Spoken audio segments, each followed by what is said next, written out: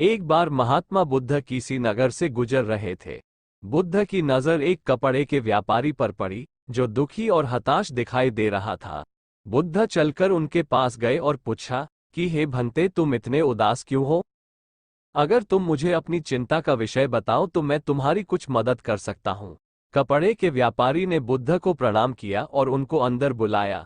उस व्यापारी ने कहा कि जब से मेरी पत्नी की मृत्यु हुई है, तब से मेरे घर पर मेरे छोटे बेटे की देखभाल वाला कोई नहीं है, इसलिए मैं हमेशा इसको अपनी दुकान पर लेकर आ जाता हूँ। लेकिन मेरी दुकान पर आने वाले हर ग्राहक की पगड़ी को उछाल कर फेंक देता है, कभी कभी उनका झोला उठाकर बाहर फेंक देता है। मैंने इसको बहुत समझाया, डांटा, लेकिन यह नहीं मानता है। इसकी इस हरकतों की वजह से मेरे सारे ग्राहक खुद को अपमानित मानकर वापस चले जाते हैं। बुद्ध बोले, मैं तुम्हारी सहायता कर सकता हूँ, पर तुम मुझे वचन दो कि मैं जो भी करूंगा तुम उसमें दखलंदाजी नहीं करोगे, ना ही कोई प्रश्न करोगे। व्यापारी बुद्ध को वचन दे देता है। अगले दिन बुद्ध एक पगड़ी पहन कर आए और एक ग्राहक की भांति आकर बैठ गए। व्यापारी का बेटा आया और बुद्ध की पगड़ी को उछाल दिया।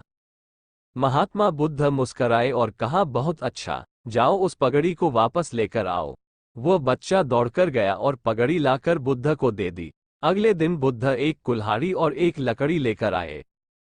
उस लड़के ने फिर से उस पगड़ी को उछाल दी। बुद्ध ने उस लड़के को कुल्हाड़ी और लकड़ी दे दी और कहा, जाओ इस लकड़ी को काटो। व्यापारी को थोड़ा सा डर लग रहा था कि कहीं उसके लड़के को चोट नहीं आ जाए, लेकिन उसको अपना वचन याद था। 7 दिन तक महात्मा बुद्ध कोई न कोई नया काम लेकर आते और उस लड़के से करवाते। शीघ्र ही वो लड़का भूल गया कि उसको किसी की पगड़ी उछालनी है। व्यापारी बहुत खुश हुआ और बुद्ध को धन्यवाद दिया।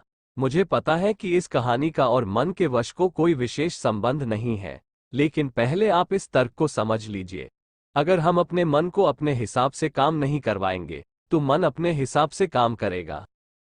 मन वश में हो सकता है यदि मन को हम अपने अनुसार चलाएं।